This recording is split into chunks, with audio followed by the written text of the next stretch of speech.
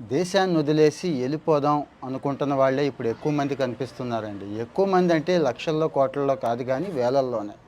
అంటే ఎవరు వీళ్ళు అంటే అత్యంత ధనవంతులు. అత్యంత ధనవంతులంటే 100,00,00,000 ఆ పైన ఉన్నవాళ్ళు ఎక్కువ మంది ఈ మధ్య దేశం వదిలేసి బయటికెళ్ళిపోదాం అనుకుంటున్నారు. భారతదేశం వదిలేసి. అంటే ఇన్నాళ్ళు సంపాదించుకుందంతా ఇక్కడే సంపాదించుకున్నారు. ఇక్కడే బాగుపడ్డారు. అంటే ఇక్కడ గవర్నమెంట్ సబ్సిడీలు కావచ్చు, ఇంకోటి ఇంకోటి కావచ్చు. అంటే సపోజ్ ఐఐటీల్లో చదివితే ఒక మనిషికి ఎంత ఖర్చు పెడతాం? మన టాక్సేషన్. ట్యాక్స్ సొమ్మే కదండీ! అదే ఒక డాక్టర్ అవ్వడానికి ఎంత ఖర్చు పెడతాం? ఇలాంటి వాళ్ళు అంటే వీళ్ళే కాదు, ఇంకా బిజినెస్ స్కూల్స్‌లో ఉన్నవాళ్ళు, ఏ ప్రొఫెషనల్ కోర్సులు చేయని వాడిని కూడా ఉండొచ్చు. బాగా సొమ్మున్న వాళ్ళు ఈరోజు దేశం వదిలేసి వెళ్ళిపోవాలి అనుకుంటున్నారండి. ఎక్కువ మంది అక్కడున్న సౌకర్యాల కోసం, ఉన్న రూ. 4ని ఇంకాస్త పెంచుకోవడం కోసం, అన్నిటికంటే ముఖ్యంగా ట్యాక్స్ ఎగ్గొట్టడం కోసం. అంటే ఈ ట్యాక్స్ హేవెన్స్ అని చెప్పి కొన్ని దేశాలు ఉన్నాయండి. దుబాయ్ లాంటి దేశాలు. అక్కడ దేనికి ట్యాక్స్ ఉండదు. ఎంతైనా సంపాదించుకోవచ్చు, ఎంతైనా కూడబెట్టుకోవచ్చు. సంపాదించిన దాని మీద ట్యాక్స్ కట్టక్కర్లేదు. కూడబెట్టిన దాని మీద కూడా అసలు రూపాయి కూడా ట్యాక్స్ కట్టక్కర్లేదు. ఇది బెనిఫిట్ అవుతోంది. మామూలుగా కాదండి. 70ల్లో, 80ల్లోనే స్టార్ట్ అయ్యింది యాక్చువల్‌గా ఇక్కడి నుంచి వెళ్ళటం అనేది. మనకు తెలిసిందే భారతదేశం నుంచి ఎక్కువ మంది ఎక్కడికి వెళతారు అంటే అరబ్ ఎమిరేట్సు, ఇస్లామిక్ దేశాలు కొన్ని ఉన్నాయి కదండీ! దుబాయ్ కావచ్చు, ఇక యూఏఈ కావచ్చు, అన్నీ కూడా. ఇక్కడికి వెళ్ళేవాళ్ళు. అప్పట్లో ఏంటి చేతి వృత్తి, పని కోసం కార్మికులుగా వెళ్ళేవాళ్ళు. కాస్తో కూస్తో స్థిరపడ్డారు. వాళ్ళు ఎక్కువ ఇంటికే పంపించుకుంటూ ఉంటారు. కానీ రెండో రకం ఉన్నారు. రెండో కేటగిరీ. అమెరికా వెళ్లారు ఆ రోజున. చక్కగా స్థిరపడ్డారు. ఈరోజు మంచి మంచి పొజిషన్స్‌లో ఉన్నారు. బాగా సంపాదించుకుంటున్నారు. వాళ్ళు కూడా కొంతమంది పంపిస్తున్నారు ఇక్కడికే. ఇండియా పంపిస్తున్నారు. ఇండియాకు వస్తున్నారు, వెళుతున్నారు. ఇక్కడే ఎక్కువ పెట్టుబడులు కూడా పెడుతున్నారు. ఇది సంతోషించదగ్గ విషయమే. కానీ ఇప్పుడు ట్రెండ్ మారుతోందండి. గత 3 సంవత్సరాల నుంచి చాలా భారీగా ఉంటుంది ఈ ట్రెండ్. 2023లో 5,200 మంది. 2024లో 4,300 సుమారుగా. ఇప్పుడు 2025లో కూడా ఇంచుమించుగా అంతే మంది వెళ్ళిపోవచ్చు అని చెప్తున్నారండి. వెళ్ళిపోతే మనకేముంది నష్టం అంటారేమో. వెళుతూ వీళ్ళు మాత్రమే వెళ్ళరండి. వీళ్ళేదైతే సంపాదించారో ఇవంతా తీసుకుపోయి అక్కడ పెట్టుబడి పెట్టుకుంటారు. ఎక్కడ?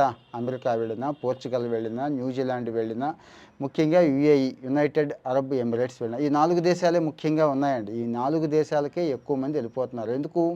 వీళ్ళ కోసం ప్రత్యేకమైన వీసాలు ప్రకటించిందండి. ఆయా ప్రభుత్వాలు, ఆయా దేశాలు ప్రకటించింది. అంటే వాళ్ళ స్వార్థం వాళ్ళది. ఇలాంటి వాళ్ళని అట్రాక్ట్ చేస్తే, ఇలాంటి వాళ్ళు దేశంలో ఉంచుకుంటే చాలా లాభం ఉంటుంది కదండీ ఆ సొసైటీకి. ఫర్ ఎగ్జాంపుల్ అమెరికానే చూద్దాం. గోల్డెన్ వీసా అని ఉంది. 43,00,00,000 పెట్టుబడి పెట్టి, అంటే ఏదైనా ఒక చిన్న పెట్టుబడి పెట్టి, ఒక 10 మందికి అక్కడ ఏదైనా ఉపాధి కల్పించగలిగితే వాళ్ళకి ప్రత్యేకమైన వీసా ఇస్తారండి. దాన్ని ఈబీ-5 వీసా అంటారు. ఈబీ-5 వీసా అండి. అయితే దీనికోసం ట్రంప్ ఈ మధ్య కాలంలో ఒక గోల్డెన్ వీసా అని ప్రవేశపెట్టాడు. మీకు తెలుసు కదండీ! గోల్డెన్ కార్డ్ అంటున్నారు. 70,000 మంది అప్లై చేసుకున్నారని సమాచారం. మన ఇండియన్సే. ఎక్కువ ఎవరున్నారు అంటే మన వాళ్ళే ఉన్నారండి దీనికి అప్లై చేసుకున్న వాళ్ళు. అంటే మామూలు వీసాలు అవి ఎలాగూ రావట్లేదు. జస్ట్ ఒక 43,00,00,000 పెట్టుబడి పెడితే హాయిగా అమెరికా పౌరసత్వం పొందొచ్చు, హ్యాపీగా ఉండొచ్చు. అక్కడున్న హక్కులన్నీ కూడా హాయిగా ఎంజాయ్ చేయొచ్చు అనుకునే వాళ్ళు ఉంటారు చూడండి. ఉన్నారండి. మన సొసైటీలో 43,00,00,000 పెట్టుబడి పెట్టేవాళ్ళు ఎంతోమంది ఉన్నారు. మీకు తెలుసు మన చుట్టూనే బోలెడు మంది ఉన్నారు. ఈ రియల్ ఎస్టేట్ బూమ్ వచ్చిన తర్వాత కావచ్చు, సాఫ్ట్‌వేర్ అది ఇంప్రూవ్ అయిన తర్వాత కావచ్చు, ఏదైనా కావచ్చు ఇది. అమెరికా కంటే ముఖ్యంగా దుబాయ్ అండి. ఒక రకంగా ట్యాక్స్ హెవెన్ అనుకోవచ్చు. ఎక్కువ మంది దుబాయ్ వెళ్ళిపోతున్నారు. అక్కడ ఉండటానికి ఇష్టపడుతున్నారు. ఎందుకు అంటే అక్కడేదో అద్భుతమైన సౌకర్యాలు ఉన్నాయని. ఓకే. అది ఒక కారణం. నిజంగా అద్భుతమైన సౌకర్యాలు ఉన్నాయి. కాస్మోపాలిటన్ కల్చర్ ఉంది. ఫ్రెండ్లీ కల్చరే ఉంది. కానీ అన్నిటికంటే ముఖ్యంగా ట్యాక్స్ లేదక్కడ. ఒక్క రూపాయి కూడా కట్టాల్సిన అవసరం లేదు. ఏది దాచుకున్న దానికి, సంపాదించిన దానికి. ఎంతంటే అంత అక్కడ పెట్టుబడి పెట్టొచ్చు. ఇదే దుబాయ్ గోల్డెన్ వీసా ప్రోగ్రామ్ అంటున్నారండి. గోల్డెన్ వీసా రన్ అవుతోందండి. ఇప్పుడు కూడా రన్ అవుతోంది. బ్రహ్మాండంగా ఉంది.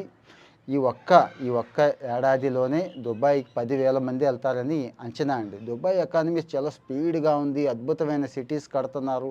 సముద్రంలో ఇసుక పోసి మరీ కడుతున్నారంటున్నారు కదా! ఇది డిమాండ్ అన్నట్టు. అంటే ఒక్క సంవత్సరానికి 10,000 మంది అపర కోటీశ్వరులు అనాలి వీళ్ళని. ఈ అపర కోటీశ్వరులు వెళుతుంటే ఎలా ఉంటుంది ఒక్కసారి ఆలోచించండి. వీళ్ళంతా అక్కడ ఎకానమీలో సర్క్యులేషన్ ఎలా ఉంటుంది ఏదో పెట్టుబడి పెట్టడమే కాదు, రోజువారీ కార్యకలాపాలు కూడా ఉంటాయి కదా! ఫైనాన్షియల్ ట్రాన్సాక్షన్స్ చేస్తారు కదా! అంటే అక్కడ అక్కడున్న క్యాపిటల్స్ పెరుగుతూ ఉంటాయి. ఇంకా పెట్టుబడులు వెళ్తూ ఉంటాయి. అక్కడ వాళ్ళకు ఉపాధి, ఎకానమీ బాగా ఇంప్రూవ్ అవ్వడానికి అవకాశం ఉంటుంది కాబట్టి ఆయా దేశాలు ఇవి చేస్తున్నాయండి. ఇవి కాకుండా పోర్చుగల్ అయితే జస్ట్ 5,00,00,000 పెడితే చాలండి. 5,00,00,000 ఎక్కడో ఒక చోట ఏ ఏ కంపెనీలోనో, స్టాక్ మార్కెట్‌లోనో, ఇంకో చోటో పెడితే చాలు. హ్యాపీగా ఉండొచ్చు. పర్మనెంట్‌గా ఉండొచ్చండి. అది కూడా గోల్డెన్ వీసా అంటున్నారు. జస్ట్ ఒక 5, 6 వారం రోజులు ఆ దేశంలో ఉంటే చాలు. మళ్ళీ ఇక రెన్యువల్ అయిపోయినట్టే. ఆటోమేటిక్‌గా రెన్యువల్ అయిపోయినట్టే. అన్నిటికంటే ముఖ్యంగా న్యూజిలాండ్ అండి.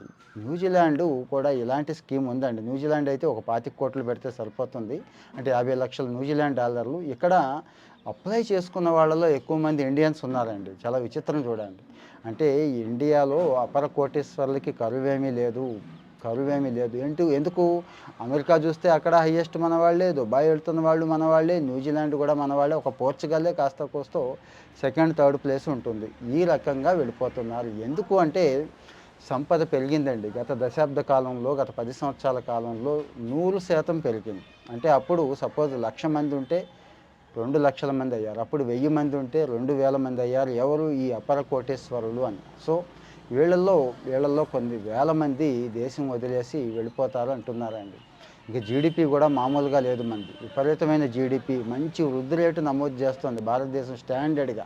అంటే పెద్ద జీడిపి ఉన్న దేశాల్లో China, America, Japan, India, UK పోల్చుకుంటే భారతదేశం స్టాండర్డ్‌గా మంచి ప్రోగ్రెస్ చూపిస్తోంది కాబట్టి ఆదాయాలు పెరుగుతున్నాయండి. ఆదాయాలు పెరుగుతాయి. The Henley private wealth migration report అని వచ్చిందండి. ఇప్పటిదాకా మనం మాట్లాడుకుంది దాని గురించే.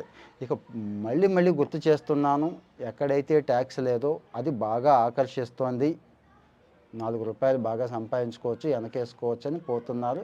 ఫస్ట్ ఆలోచన ఇదే. ఇందులో మెజారిటీ పీపుల్ ఇదే. రెండోది ట్రాన్స్పరెన్సీ అండి. సమస్య ఏమొచ్చిందంటే మన సొసైటీలో ట్రాన్స్పరెన్సీ పెరుగుతోంది రోజుకి.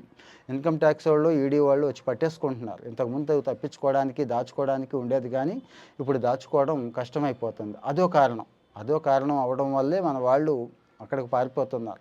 అక్కడ పెట్టుబడి పెట్టుకోవచ్చు. ఎవడు కడతాడు ఈ ట్యాక్సేషను అంటే 30% ట్యాక్సేషన్ ఉంది కదండి. ఇష్టపడట్లేదు. తర్వాత క్రిప్టో కరెన్సీ. బయట దేశాలు అఫీషియల్‌గా క్రిప్టో కరెన్సీని ఎంకరేజ్ చేస్తున్నాయండి. అక్కడ దాచుకోవచ్చు, పెట్టుబడులు పెట్టుకోవచ్చు అంటున్నాయి. అక్కడ ఒక గూఢత్వం అనేది ఉంటుంది. అంటే అక్కడ దాచుకోవచ్చు. ఎవరికీ సమాధానం చెప్పాల్సిన అవసరం లేదు. ఇక్కడ అలా కాదు.